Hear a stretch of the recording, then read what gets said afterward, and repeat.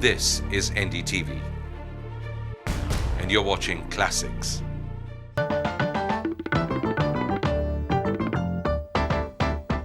We'll now take a look at the lead situation in Karnataka, where we have information on 27 out of 28 seats.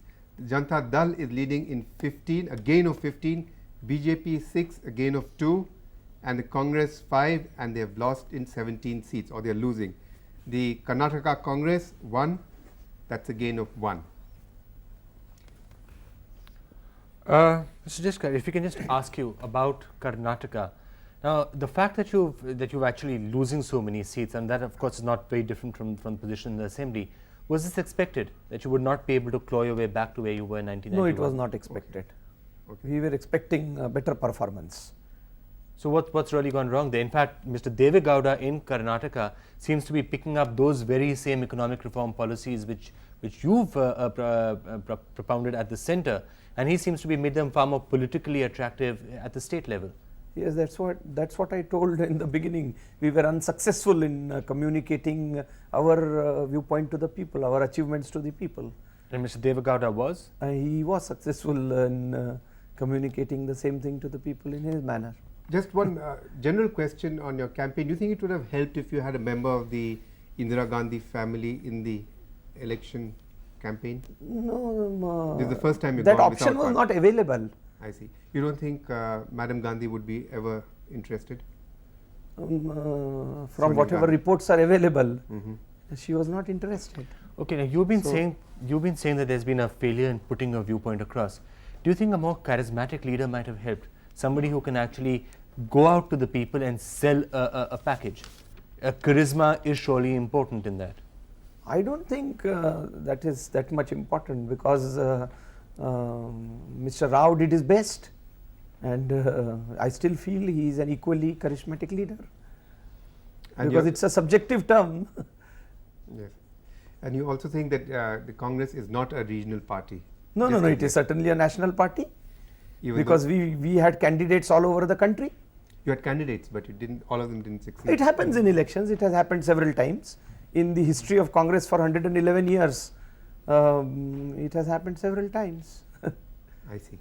So you're seeing that there's a lot of anger which seems to be building against Mr. Narasimha Rao.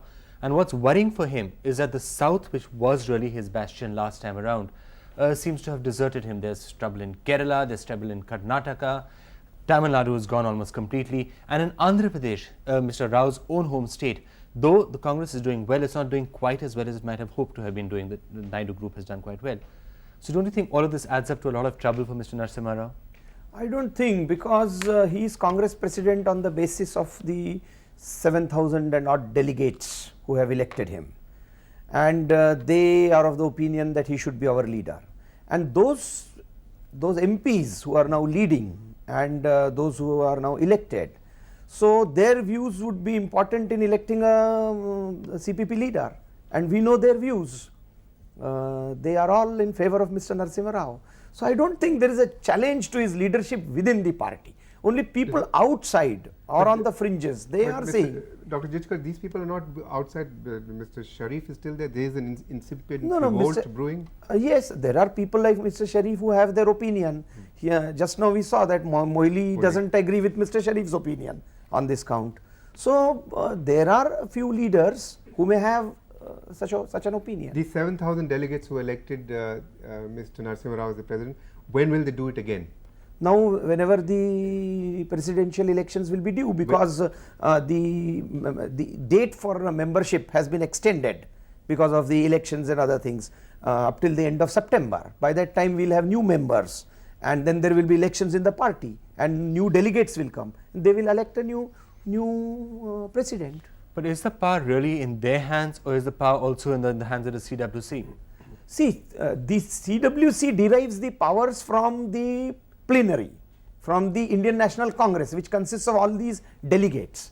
And so it is because every CWC member has to be a delegate. So it's a very well organized democratic process, and the elections were held. So many people were skeptic about these elections when they were held in 1992, but we were participants in the elections, and we saw that the elections did take place and several big leaders could not get elected even as delegates. And a lot of nominations also took place at certain No, there is something known as co-opted members. Right. So, those co-opted members are the co-opted members of the AICC. AICC members were co-opted.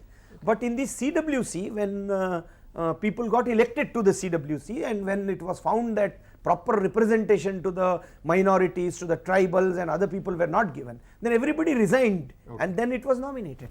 Dr. Jitkar, we'll come back to this discussion just after this short break.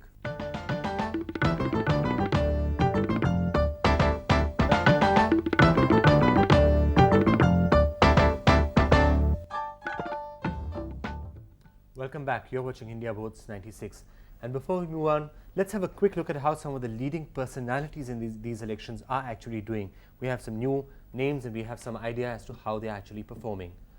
In Uttar Pradesh, in Nainital, Mr. Narayan Dutt Tiwari, the president of the Congress T, is leading by 24,000 votes. So he seems to be very comfortably placed.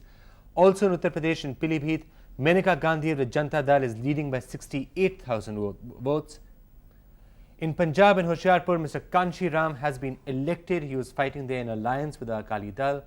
And in Bolpur in West Bengal, Mr. Somnath Chatterjee is leading by 1,46,000 votes. So that seems to be quite comfortable For the left front in Bengal. in Bengal.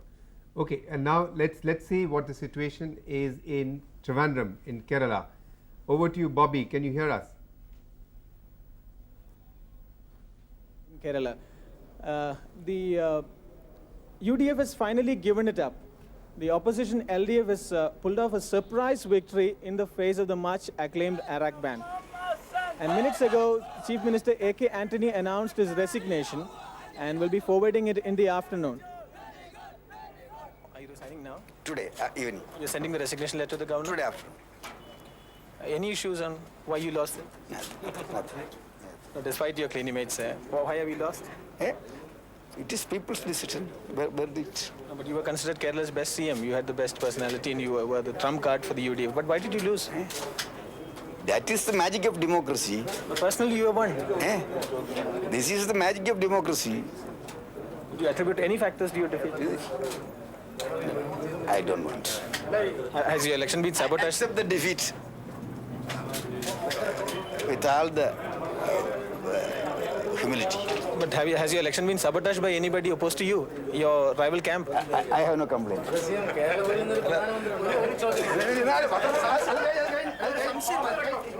It is now quite apparent that the UDF has lost all its chances. We have with us Mr. K. Shankaranarayan, the UDF convener, the man responsible for forging the alliance between the various parties led by the Congress, and also Mr. P.K. Vasudevan Nair, former Chief Minister and State Secretary of the CPI. Let's ask Mr. Shankaranarayan. Mr. Shankaranarayan, despite the Iraq ban, why has the UDF lost? Iraq ban is not, that was actually we pointed out, that's all. We have proposed some other very important aspects. That is our 5 years rule, the development works. These are all the important items actually. Now, could I just give you a choice? Like, there was the choice of the Iraq ban. Iraq ban, of course, we introduced. But so then why has the UDF lost? Has your election campaign been sabotaged by the opposition group in the Congress itself? No, not sabotaged by the opposition group or from our setup. But there is some talk in the Congress itself that a group inside the Congress has sabotaged Antony's chances so that he will not win a form next the government. So many talks, but I don't want to reply. Are you denying that? Are you denying that? No, I'm not denying. Are you accepting that? Later I'll tell you. Okay. Not now. Let's ask Mr. P.K. Vasudevan Nair now. Yeah. So you have a coalition here with the CPM, but in Tamil Nadu, you are allied with the DMK, of which Mr. Nayanar of the CPM is on record saying that the DMK is very corrupt. Now, how could you align with the DMK when the CPM is against it and you have a coalition here with the CPM? See, in a country like India, it is not possible to have alliances in all the states on a uniform basis. Of course, it is possible, it is desirable to have it, but it may not be possible. That's Well- the only explanation. Well, since the LDF has won almost, and you will be forming the next government, any idea of who's the next CM? No, we have got a procedure about it. The CM will be decided by the CPIM. No, but you which had is you projected Mr. V.S. Achyutanandan as a possible CM, and he has lost. I don't think they have projected any chief minister. So- They were continuously denying that. Does the CPI have any say in it? No, we don't generally discuss these matters. Well, in Trivandrum, the guessing game is now shifted to who will form the next government for the LDF and who will be their leader. That's all for now. Back to you, Delhi. I'd like to ask you, because you're the man on the spot, what has been the impact of Mr. Karunakaran losing? Isn't that a big surprise?